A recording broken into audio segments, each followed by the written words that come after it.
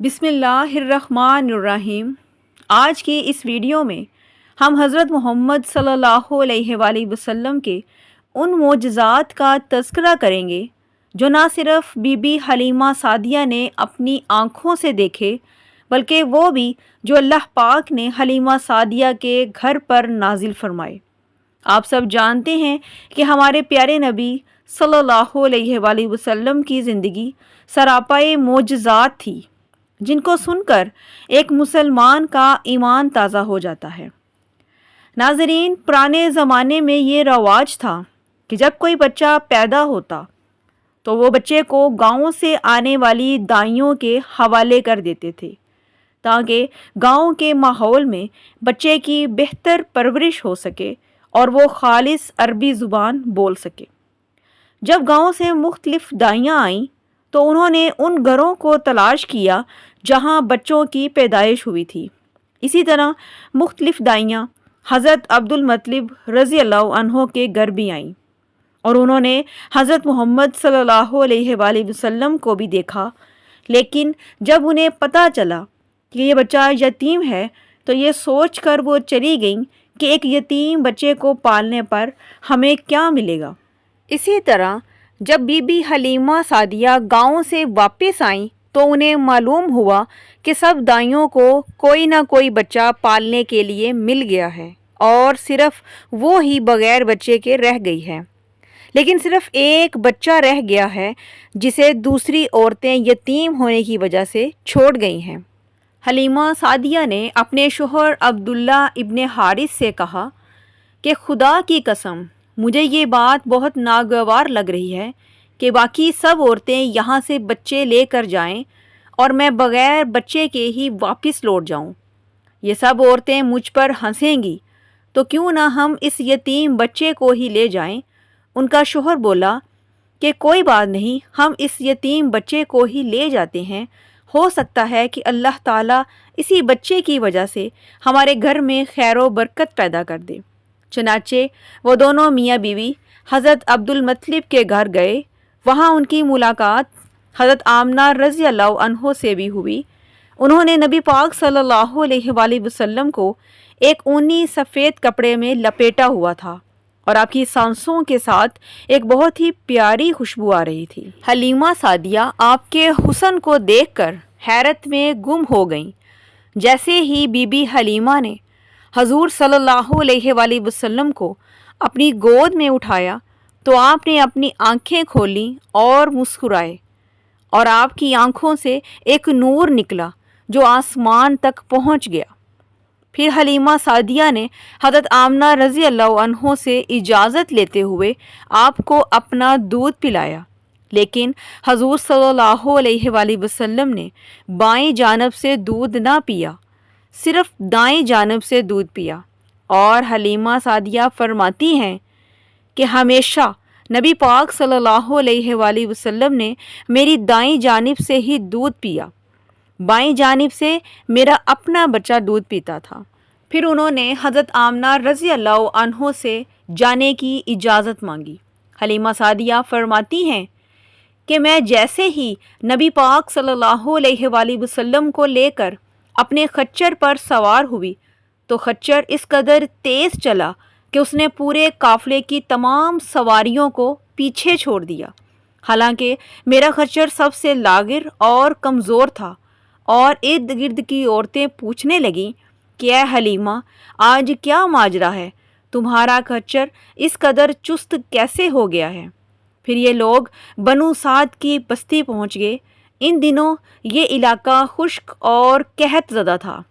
حلیمہ سعدیہ فرماتی ہیں کہ اس شام جب ہماری بکریاں چر کر واپس آئیں تو ان کے تھنوں میں دودھ اس قدر بھرا ہوا تھا کہ ہمارے گھر کے سارے برتن دودھ سے بھر گئے، اور ہم نے جان لیا کہ یہ ساری برکت اسی بچے کی وجہ سے ہی ہے۔ اسی طرح 2 ماہ گزر گئے۔ جب آپ 2 ماہ کے ہوئے تو آپ چلنے پھرنے لگے، اور جیسے ہی 8 ماہ کے ہوئے تو باتیں کرنے لگے، اور 9 ماہ کی عمر میں تو آپ بالکل ٹھیک گفتگو کرنے لگے تھے۔ حلیمہ سعدیہ فرماتی ہیں کہ جب میں نبی پاک صلی اللہ علیہ وآلہ وسلم کو اپنے ساتھ لے آئی تو بنو سعد کا کوئی گھر ایسا نہ تھا جہاں سے آپ کی خوشبو نہ آتی ہو۔ اسی طرح وہ سب لوگ آپ سے بے حد محبت اور پیار کرنے لگے۔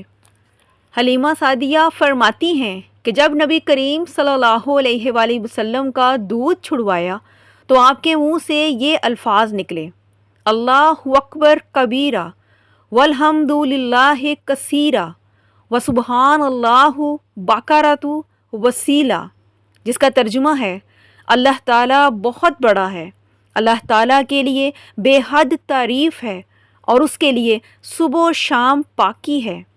حلیمہ سعدیہ فرماتی ہیں پھر جب آپ 2 سال کے ہو گئے تو ہم آپ کو لے کر آپ کی والدہ ماجدہ حضرت آمنہ رضی اللہ عنہ کے پاس لے کر آ گئے، کیونکہ 2 سال کی عمر میں بچوں کو ان کے والدین کے حوالے کر دیا جاتا تھا۔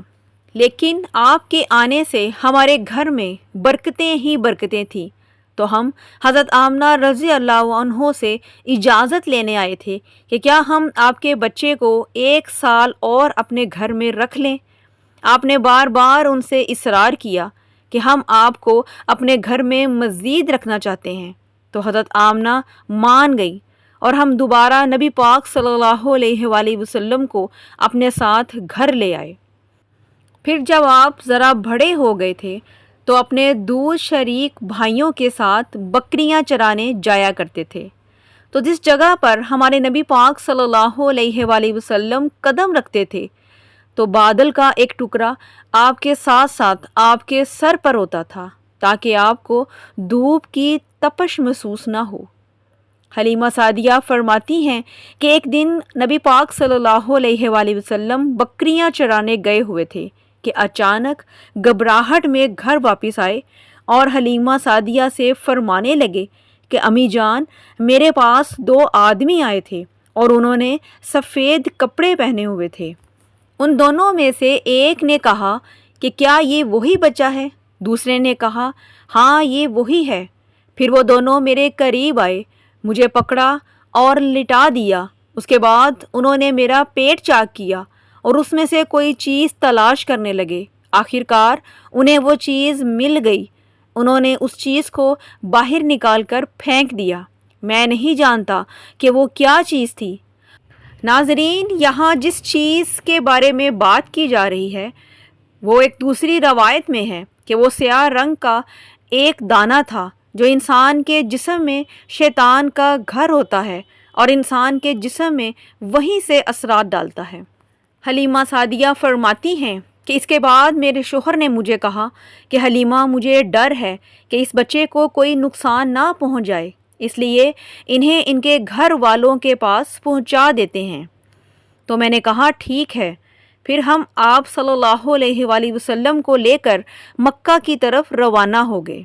جب میں مکہ کے بالائی علاقے میں پہنچی تو نبی پاک صلی اللہ علیہ وآلہ وسلم اچانک غائب ہو گئے اور ہم بہت پریشان ہو گئے۔ اسی پریشانی میں جب ہم مکہ پہنچے تو دیکھا کہ آپ ہم سے پہلے ہی وہاں پہنچ چکے تھے اور آپ کے دادا پوچھ رہے تھے کہ تم کون ہو، کیونکہ نبی پاک صلی اللہ علیہ وآلہ وسلم کا قد تیزی سے نکل رہا تھا، اس لیے آپ کے دادا آپ کو پہچان نہ سکے۔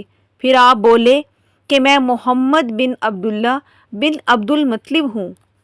یہ سن کر عبد المطلب بولے تم پر میری جان قربان، میں ہی تمہارا دادا عبد المطلب ہوں۔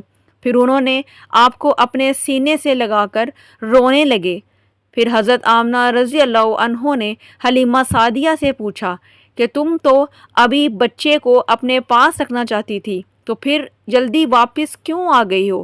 پھر حلیمہ سعدیہ نے وہ سینہ چاک کرنے والا واقعہ بیان کیا کہ ہم لوگ گھبرا گئے تھے، اس لیے آپ کی امانت آپ کو واپس دینے آئے ہیں۔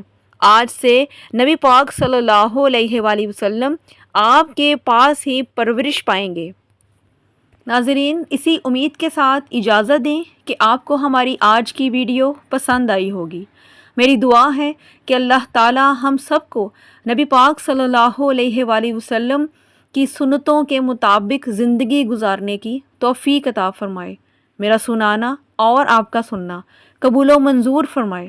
آمین ثم آمین۔